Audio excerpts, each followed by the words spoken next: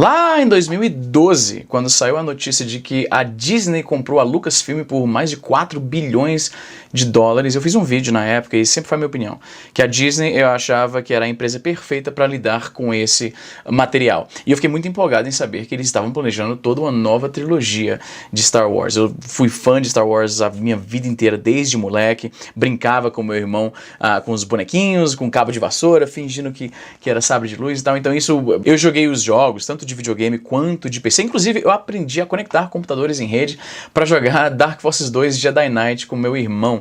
O estado dos games na época era tão assim rudimentar, porque não tinha bot, não tinha nada. Ficava só eu e ele correndo nos mapas, não tinha nem tantos mapas assim, e se batendo com lightsaber ou com as armas do jogo. Era muito bacana. Então eu fiquei muito empolgado, muito fã de Star Wars. E aí saiu o Force Awakens, né, o Despertar da Força, e eu achei a primeira impressão que eu tive quando eu assisti, que eu gostei muito. Eu acabei assistindo o filme 3 vezes no cinema, e cada vez que eu assisti, né, depois daquela primeira, eu comecei a ver que, ok, eu entendo a crítica que algumas pessoas estão tendo, realmente é muito parecido com a história, o enredo do primeiro filme, né, o primeiro filme na ordem que foram lançados, não o episódio 1, episódio 4, Nova Esperança, é basicamente a mesma estrutura do enredo, né, mas beleza, o filme ainda era bacana, foi legal ver aquelas, né, os personagens que a gente conheceu ao longo dos anos, apesar de que, pra ser sincero, o status quo do universo Star Wars pós Retorno de Jedi meio que fez os eventos daquele filme serem insignificantes, porque no final de Retorno de Jedi, né, os heróis venceram,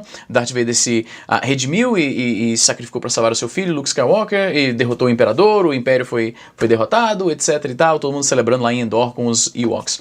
Mas aí no começo de Despertar da Força a gente vê que tudo meio que voltou ao que era antes. Assim como no começo da trilogia original não tem mais Jedi, não tem mais Ordem Jedi, não tem mais nada que a gente imaginava que ia, né, a Ordem Jedi ia voltar sob o comando do Luke Skywalker. Inclusive, é disso que tratam os livros que foram originalmente o canon original de Star Wars, né, que quando a Disney comprou os direitos da franquia, foram apagados da continuidade oficial. Então, meio que tudo voltou a ser como era antes. Não existe mais Jedi, tem um novo Império, tem um novo Imperador, basicamente, né, que é o Snoke. Temos um novo Darth Vader na forma do Kylo Ren.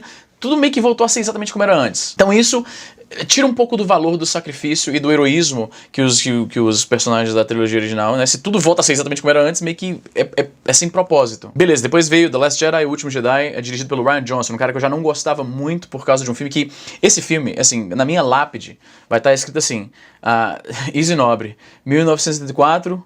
o ano que eu vou morrer, odiava Looper. Eu odeio esse filme de uma forma que você não consegue imaginar. Já fiz vídeos, eu acho que mais de um vídeo aqui no canal, explicando por que eu odeio esse filme.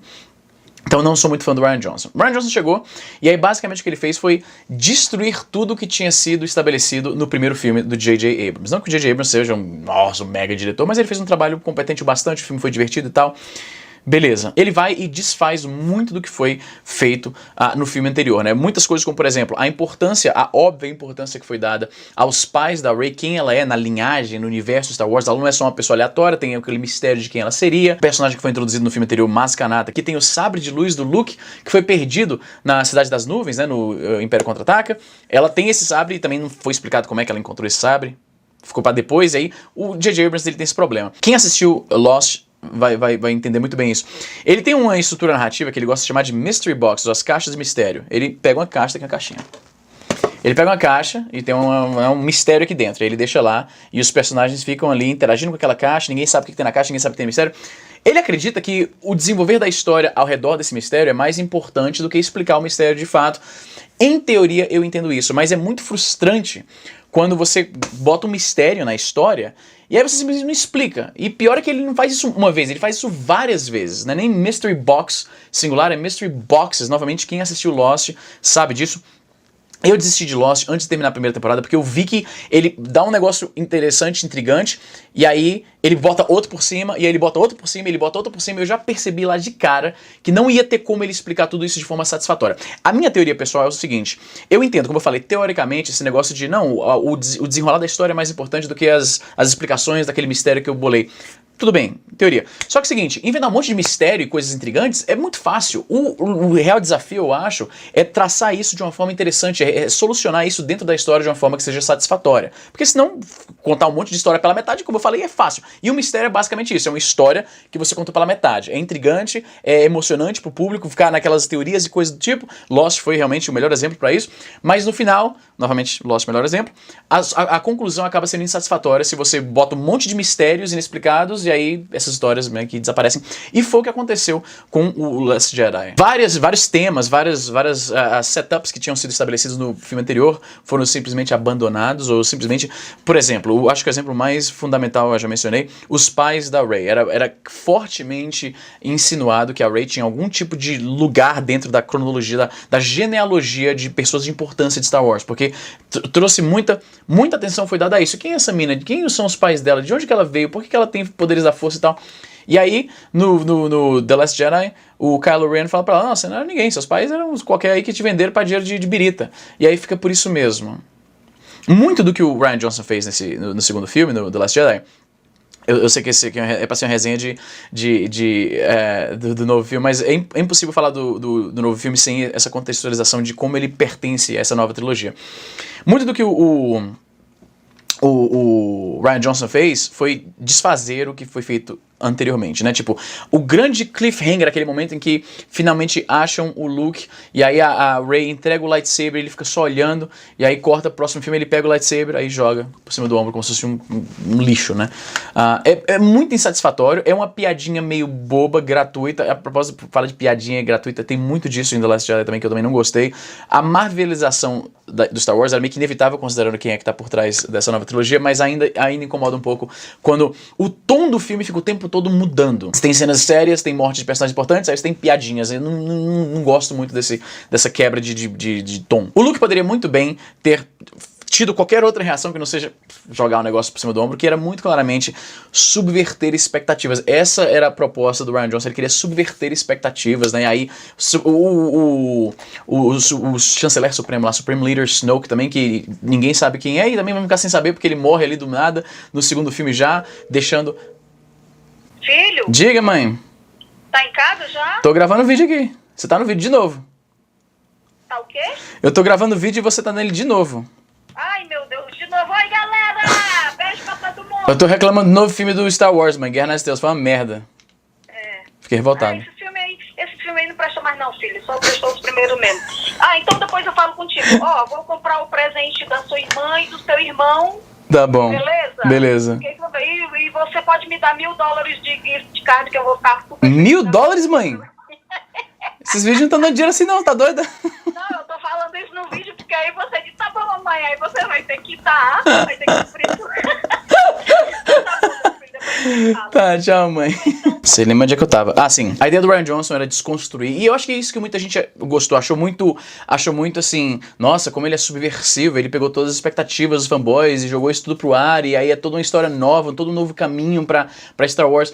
Não, mano. O The Last Jedi, ele é tão cheio de momentos assim, isso vai acontecer, não, olha aqui, essa surpresa, e essa outra surpresa, e essa aqui, e não sei o que, o Finn vai se sacrificar pra salvar o pessoal. Não, chegou essa outra menina aqui e tirou ele do... Tá, chega de Last Jedi, já falei pra caramba desse filme, vamos falar então do Ascensão Skywalker, do Rise of Skywalker. A gente já sabia que o Imperador Palpatine voltaria a Star Wars, e esse foi um dos muitos momentos do filme que era muito claro que o J.J. Abrams falou assim, aquele negócio lá que o Rian Johnson fez, bacaninha, parabéns pra ele aí, mas vamos voltar a Star Wars mesmo, nessa essa palhaçada de ficar subvertendo expectativas a troco de nada e irritando os fãs e levando a franquia pra um rumo meio sem sentido. Mano, é sério, tinha tanta coisa nesse filme que era só assim, Luke apareceu para salvar os seus amigos e derrotar o Kylo Ren. Não, era um holograma, tipo, foram muitos momentos assim de coisa. Achamos o Codebreaker, o carinha lá que vai ajudar a gente não, mas não era ele, era outro cara, e ele nos traiu, e o BB-8 tá dirigindo um AT-ST do nada. Como é que ele subiu lá, carai? Tá bom, voltando pro Rise of Skywalker. O filme tenta claramente, já no começo, desfazer tudo que o Rian Johnson fez. Eu imagino qual deve ser a relação entre a Disney e o Rian Johnson, ou pelo menos entre o J.J. Abrams e o Rian Johnson, porque foi muito claro o esforço que foi investido ali para desfazer, para voltar a franquia aonde ela deveria ter ido no começo. É muito claro que não teve uma direção coesa. Saiu a autobiografia recente do Bob Iger, CEO da Disney, e nessa autobiografia é revelado que o George Lucas, um dos motivos pelo qual ele aceitou esse acordo de vender a Lucasfilm é porque ele tinha várias ideias para os episódios 7, 8 e 9, e a Disney falou, não, a gente vai dar uma olhada aí e tal, e foi tudo jogado no lixo. Ele se sente traído por causa disso e tal. Imagina o George Lucas secando as lágrimas com as...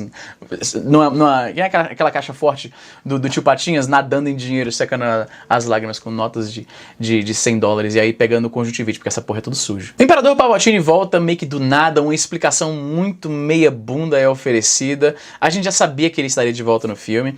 E no final, de novo, a gente sente que tá tudo voltando ao que já era antes. Não é exatamente original, ele foi trazido meio que pra preencher o buraco do Supreme Leader Snoke lá, né? Porque, como eu falei, se mata o grande vilão central, o cara que tá, né? No segundo filme, você fica um vácuo. No terceiro, o Kylo Ren não tá no papel de ser uma espécie de imperador, isso é óbvio, tanto é que trouxeram o próprio imperador de volta. No final das contas, o que é oferecido, e você tem que ser muito trouxa pra acreditar nisso, o que mostra que a Disney não respeita os fãs de Star Wars, é que a ideia não, era o Palpatine o tempo inteiro, foi ele que fez tudo isso aí, ele que tava por trás, ele que tava comandando de alguma forma o Snoke, não é muito explicado também, mas é insinuado que tudo era um plano dele, desde o começo, o que não era. A Rey acaba sendo neta do Palpatine, então todo aquele papo, olha só, mano, quando saiu The Last Jedi, e aí o Kylo Ren fala, não, seus pais, ele foi muito explícito assim, vamos destruir aquela expectativa novamente, agora de surpresa, vamos destruir aquela expectativa que foi criada com o primeiro filme do J.J. Abrams, e que ela não é uma familiar de nenhum cara famoso, poderoso Star Wars, não importa. E aí muita gente na época, os cinéfilos, os críticos diziam, tipo, não, mas isso é importante tematicamente, porque isso significa que qualquer pessoa pode salvar o universo, qualquer pessoa tem dentro de você o seu poder, qualquer pessoa. Aí não, no final ela era assim, a filha de alguém importante, a neta, na verdade, do Palpatine, por isso que ela era tão poderosa, por isso que ela não precisou treinar pra conseguir lutar com um Sith, com um lightsaber, sem nunca nem ter visto um lightsaber na vida, tá explicado. Então, novamente, foi uma espécie de... Mano, eu entendo perfeitamente se o Rian Johnson nunca mais quiser trabalhar com a Disney na vida, porque, mano, isso chega a ser desrespeitoso. E olha que eu nem gostei do filme, não gosto do cara como diretor, mas chega a ser engraçado, quão desrespeitoso, quão assim, flagrantemente, foda-se as suas ideias, foda o que você fez por aquele filme, a gente vai fazer o nosso negócio aqui, porque aquele... O enredo é tão... E o pior, olha só. O enredo do filme parece um joguinho de videogame, ou um Indiana Jones da vida, aqueles Tesouro Nacional lá do Nicolas Cage, em que eles precisam encontrar um local, aí eles encontram um objeto, e aí esse objeto é uma pista para outro objeto, e aí eles precisam achar alguém que traduz aquele negócio, e aí vão para outro lugar, e fica nessa fat quest desgraçada, os MacGuffins. Sabe o que é MacGuffin? MacGuffin é algo na narrativa que não tem um propósito por si só, é algo que os protagonistas querem, algo que os vilões... Os vilões é foda, os vilões também querem. Por exemplo, em Pulp Fiction, aquela maleta lá, aquilo é um MacGuffin. A Arca da Aliança, no primeiro filme do Indiana Jones, também é um MacGuffin. Aquelas pedras sagradas no segundo filme do Indiana Jones, outro MacGuffin. O cálice sagrado, né, o Santo Graal, no terceiro filme do Indiana Jones, outro MacGuffin. A caveira de cristal do quarto filme do Indiana Jones, outro MacGuffin. E se tiver um quinto filme do Indiana Jones, já sabe o que vai ser, a busca pelo MacGuffin. Acho que eu nunca falei tanto essa palavra na minha vida. Enfim, então essa é a história, tem que achar esse negócio, pra achar esse negócio, tem que traduzir esse negócio, e aí o filme vai se arrastando nisso, com aquelas cenas de batalha aqui e ali. Mas no final das contas... O filme é cansativo, eu achei bastante cansativo, é muito flagrante aquela necessidade da Disney falar assim, tá vendo, ó, pronto, tá aqui, ó, o que vocês queriam é isso aqui, tá ali o Imperador de volta, tá aqui né, vamos desfazer aquelas merda lá que o Rian Johnson fez, vocês ficaram com raiva porque a Rey não era filha de ninguém, pronto, ela é neta do Palpatine, o Palpatine tá de volta e ainda ela é neta dele, pronto, tão felizes agora? Novos poderes da força são introduzidos, eu não sei como eu me sinto em relação a isso, porque olha só, nos filmes originais, o que a gente sabia que a força era capaz de fazer era o seguinte, tem o Jedi Mind Trick, né, que você influencia uma pessoa a mudar de opinião, você basicamente manipula uma pessoa, você pode sufocar alguém à distância, você pode mover itens à distância. No universo expandido é mais elaborado de que, por exemplo, para usar o lightsaber, você precisa ser um usuário da força, porque uma pessoa comum, você provavelmente se cortaria o tempo inteiro, tipo, o tempo inteiro não, porque um corte provavelmente você já morria, mas você entendeu o que eu quis dizer. Se você não for um usuário da força, pelo menos force sensitive, ao usar aquele sabre de luz, você provavelmente ia se matar rapidinho. Falando em force sensitive, o Finn era meio que implícito que ele era sensitivo da força, nesse filme, pronto, ele é sensitivo da força, pronto, ele é um quase Jedi também. A Leia, que todo mundo ficou puto porque ela, de repente, consegue voar no espaço, né? Outra... Tá vendo como... Mano, toda vez que eu lembro de qualquer detalhe desse filme, do filme lá do Rian Johnson, me dá raiva, porque, como eu falei, é aquele negócio de quebrar as expectativas. Ah, a Leia morreu. Não, surpresa, ela tem superpoderes da força, ela consegue voar pelo espaço que nem a Mary Poppins e voltar pra dentro da nave. Enfim, a Leia, os fãs acharam insatisfatório que ela simplesmente tem poderes da força, nunca mostrou ela treinando. Pronto, vamos mostrar ela treinando com o Luke também. Vários retcons, sabe o que é retcon? Outro termo de narrativa, de cinema e tal. Retcon é quando a história chegou num ponto e foi tudo explicadinho, mas aí eles querem elaborar um pouco mais, eles voltam atrás e falam, não, na verdade o que aconteceu foi X. Isso é um retcon, e teve esse retcon, dois retcons, pelo menos que eu consigo lembrar agora. O Finn sendo realmente sensitivo na força, e a Leia tendo treinado com o seu irmão. Voltando ao negócio dos poderes extras, né, porque na série original tinha o Jedi Mind Trick, podia sufocar as pessoas à distância, né, quando no terceiro filme, acho que foi quando foi revelado que, pelo menos, o Sith tem o poder de soltar relâmpago pelas mãos, né? Então, é também um poder novo, né? Não foi estabelecido antes um poder novo. Mas na série original parecia que fluía mais... Fazia mais sentido de um pro outro, né? No The Last Jedi, a gente viu que um poder Jedi que nunca foi explicado antes é a projeção astral. Né, eles podem se projetar através da força e interagir e fazer objetos sólidos mesmo, tipo aquele dadinho que ele dá lá pra irmã dele, que depois desaparece quando ele morre. Além disso, também tem o FaceTime da força, que o Kylo e a Rey ficam fazendo entre um e outro. E também não é explicado muito bem porque no filme anterior é estabelecido que o motivo pelo qual eles conseguiam fazer aquilo era porque o Snoke estava facilitando aquela conexão, mas agora o Snoke está morto, então eu devo imaginar que como tudo era supostamente plano do Palpatine, agora é o Palpatine que está permitindo aquele Skype virtual não sei, mano. Agora, assim, no filme anterior já era insinuado que esse Skype virtual da força tinha a característica de transmitir algumas propriedades físicas de onde as pessoas estavam. Por exemplo, a Rey tá num planeta onde tá chovendo, e aí quando ela desliga lá a ligação com o Kylo Ren, ele passa a mão no cabelo e tá molhado da chuva, né, pra estabelecer que, olha, eles conseguem. Na verdade, ele estabelecia também que a força tem essa capacidade de projetar fisicalidade durante essas conversas, né? E o que ajuda a estabelecer depois no final que o Luke podia aparecer lá fisicamente, dar um objeto físico na mão da irmã e tal. É isso. Nesse filme eles vão um passo além e eles conseguem até transmitir, tipo, intencionalmente objetos de um pro outro através da força, né? Tem uma cena em que a Rey basicamente dá o sabre de luz dela remotamente pro Kylo Ren pra lutar com os Cavaleiros de Ren, que foram estabelecidos no primeiro filme, foram esquecidos no segundo, reaparecem no terceiro, não falam nada, não adicionam nada. Tantas ideias interessantes. Novamente o negócio das Mystery Box do J.J. Abrams. A ideia é que o Ren, né, o Kylo Ren, tinha essa pequena ordem, esse fã-clube dele dos Knights of Ren, os Cavaleiros de Ren, e aí não é elaborado, não é estabelecido, e eu tenho certeza que tem aí 50 livros já que explicam, e foda-se os livros, meu irmão. Quando eu vou pro cinema, eu tô querendo ver uma história que tá na tela. Não tenho que voltar pra casa com uma listinha de livro paradidático pra ler pro vestibular, tá entendendo? Tem a grande batalha no final, né, que é uma nova... Todo Star Wars termina do mesmo jeito, tem uma grande força militar que vai acabar com tudo, e os heróis têm que ir lá e detonar tudo, e que você já esperava. No final das contas, o Kylo Ren se redime, como a gente esperava, né, salva a Rey, eles compartilham ali um beijo que eu achei forçado pra caralho. Mano, no cinema, quando eles se abraçam no final do filme, eles derrotam o Imperador e tal, matam ele de vez.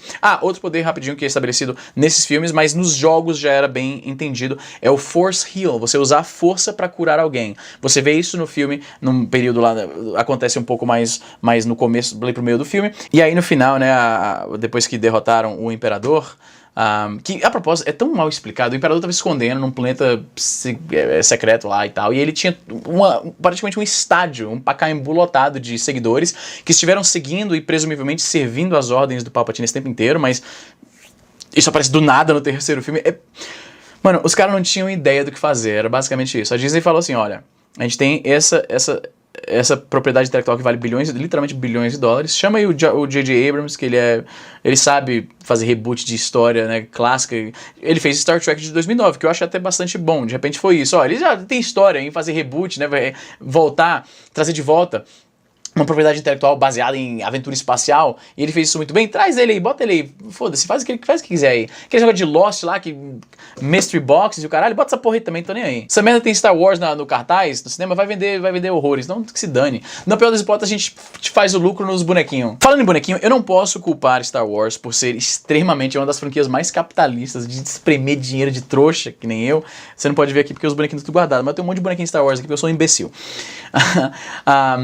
Assim, Star Wars praticamente inventou a ideia do crossover marketing, né? Que é tipo, você faz um filme e aí tem um bonequinho que sai inspirado nos personagens do filme. Não foi o primeiro, assim como o brasileiro não inventou o futebol, mas a gente aperfeiçoou. Star Wars é realmente a franquia que deu pontapé nesse grande fenômeno econômico / cultural. Inclusive, uma pausa rápida aqui, o Star Wars ele basicamente inventou o conceito de pre-order, porque o primeiro Star Wars de 67 foi tão popular e as crianças queriam tantos brinquedos que as lojas não esperavam isso e não tinha brinquedo suficiente. Então o que eles faziam? Eles estavam vendendo as caixas vazias como se fosse uma espécie de vale um boneco para quando a próxima remessa chegasse lá em fevereiro.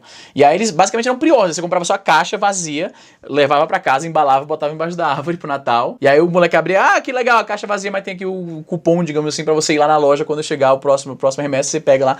Basicamente inventaram o pre-order esses caras. Então eu não posso culpar Star Wars por botar muito personagem para vender bonequinho, porque é a essência dessa marca. Só que tem uma cena no filme que é tão assim, mano...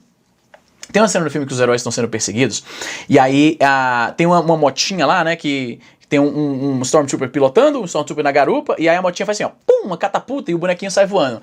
Eu aposto o que você quiser agora mesmo, que a ideia por trás, o processo criativo por trás desse negócio é o seguinte, ó, isso é facinho da gente fazer um bonequinho que, né, a motinha com a mola, aperta o botão, pum, o bonequinho sai voando, tranquilo de fazer. E eles inventaram aquilo só pra isso. O boneco tem uma porra de uma jetpack, mano. Não precisa de uma catapulta jogar ele pra cima. Isso é só pra fazer o bonequinho que vai fazer igual. É certeza absoluta, caralho. É muito... Nossa, mano, descarado. Enfim, no final das contas, eu fico feliz pela galera que curtiu todos os filmes, porque vocês têm 9 filmes de Star Wars pra curtir, além dos né, o Rogue One, o Solo e tal. Pra mim, eu fico, assim... Não sei por que eu esperei diferente, mano. Porque quanto mais... As séries, quanto mais os caras fazem filme, mais merda vai ficando. Não tem jeito. Eu acho que a exceção é tipo, Velozes e Furiosos, porque é um filme que não se leva a sério, então se dá pra assistir só como pipocão mesmo, tem ficado cada vez melhor. Missão Impossível é realmente a exceção máxima essa regra, que cada filme que sai tá melhor do que o anterior. Exterminador do Futuro, uma das minhas séries favoritas, tá sendo desgraçada. Finalmente acabou essa porra, porque depois desse último aí, é impossível eles fazerem mais dessa merda. Então acabou, pelo menos, morreu, pronto, parou. Mas Star Wars, ainda vão fazer mais filme, eu tenho certeza, e...